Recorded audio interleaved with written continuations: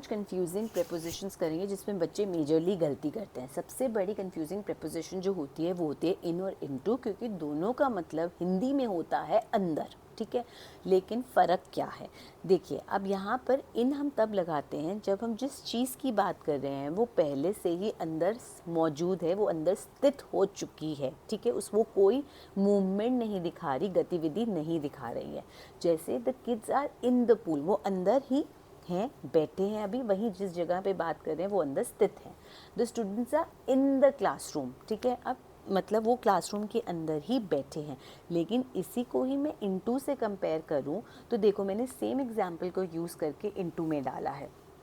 The boys are jumping into the ocean, into दिखाता है movement बाहर से अंदर की तरफ, मतलब यहाँ एक गतिविधि हो गई है, यानी वो चीज़ अभी अंदर नहीं है लेकिन वो अंदर जा रही है।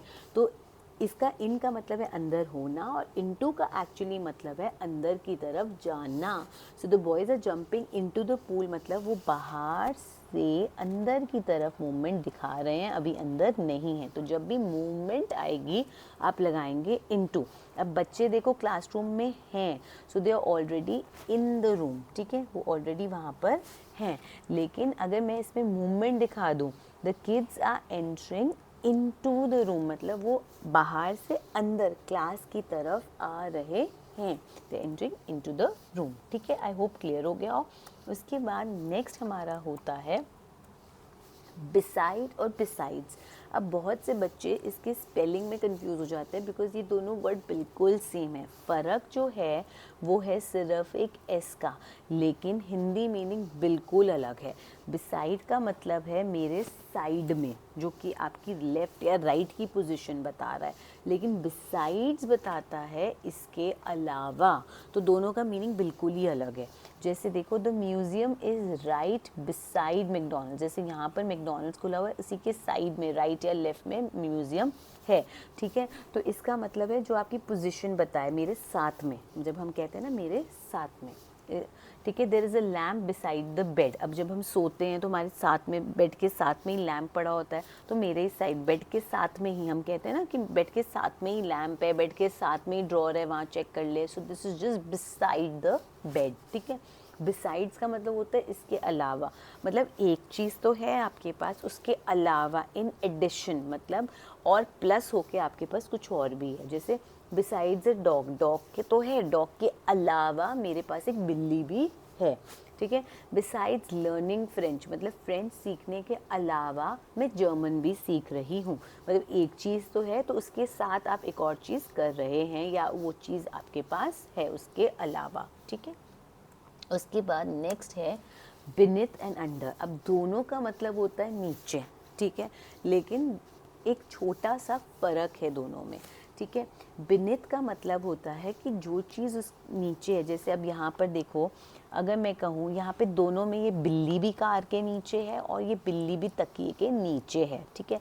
अब दोनों उसके नीचे हैं लेकिन फ़र्क है, यहाँ पर जो बिल्ली है वो तकिए को छू रही है, तो जो चीज़ नीचे है वो जिस चीज़ के नीचे है उसको छूती है, कांटेक्ट में आती है, तो हम लगाते हैं बिनिथ। और अगर कांटेक्ट में नहीं आती है, उसका सर इसको नहीं टच कर रहा है, कांटेक्ट में नहीं है, बिल्ली और कार कांटेक्ट में नहीं है, टच नहीं कर रहे एक दूसरे को, तो ये हो गया अंडर। अब बहुत लोगों की आदत होती है वो तकिए के नीचे चाबियां रखते हैं, तो आप ये नहीं बोलोगे the keys are under the pillow, no, आप बोलोगे the keys are beneath the pillow, क्योंकि चाबी और तकिया टच में आ रहा है, ठीक है। और जो चीज़ टच में ना आए वो हो गया अंडर, लेकिन है तो उसके नीचे। उसके बाद है टू एंड टूवर्ड्स। सबसे बड़ा फ़र्क है कि जब मैं टू बोलती हूँ मैं बोल रही हूँ एग्जैक्ट डेस्टिनेशन के बारे में, कि मैं यहीं जा रही हूँ, यहीं जगह है, इसके आसपास से मुझे कोई मतलब नहीं है। इंडिया गेट जा रही हूँ, I am going to India Gate, तो इंडिया गेट ही जाना है। अगर मैं करोल बाग जा रही हूँ तो मुझे उसी करोल बाग की मार्केट ही जाना है, उसके आसपास के एरिया से मुझे कोई मतलब नहीं है। लेकिन जैसे ही मैं टूवर्ड्स डालती हूँ तो इसका मतलब है कि मैं इंडिया गेट नहीं जा रही हूँ, मैं इंडिया गेट की तरफ जा रही हूँ।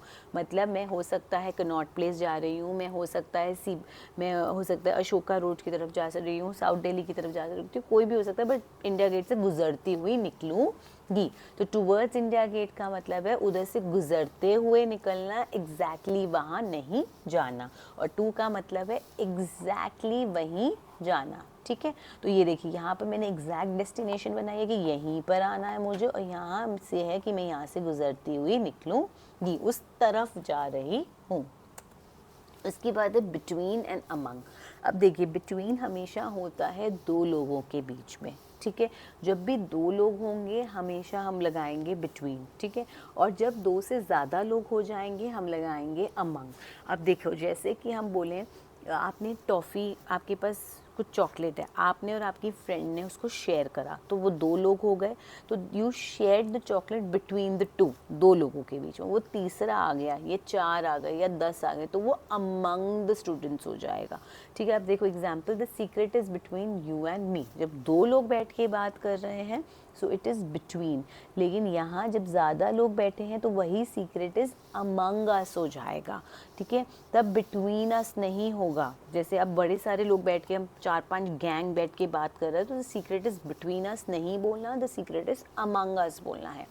ऐसे मैं दो लोगों का कंपैरिजन कर रही हूँ, तुलना कर रही हूँ कि कौन सा बड़ा है, तो between you two he is taller. तो दो जनों का जब भी होगा बिटवीन होगा, लेकिन ये सब आपस में कर रहे हैं कौन है, तो you are the tallest among us, मतलब तुम सबसे बड़े हो। ठीक है, तो जब ज़्यादा लोग हो जाते हैं, दो से ज़्यादा की तुलना होती है, ज़्यादा से तुलना होती है, तो अगेन अमंग आ जाता है। ठीक है, उसके बाद next is over and above. ये सबसे ज़्यादा कंफ्यूजिंग होता है जो बच्चे करते हैं। ओवर का मतलब भी ऊपर होता है, सर के ऊपर, अबव भी होता है ऊपर, लेकिन दोनों में फ़र्क क्या है। ओवर होता है कोई चीज़ हमारे सर के ऊपर से गुजर कर निकल रही है या हमारे सर के ऊपर ही है, तब हम लगाएंगे ओवर। जैसे हम रूम में होते हैं, बेड पे सो रहे होते हैं, तो हमारे सर के ऊपर पंखा होता है।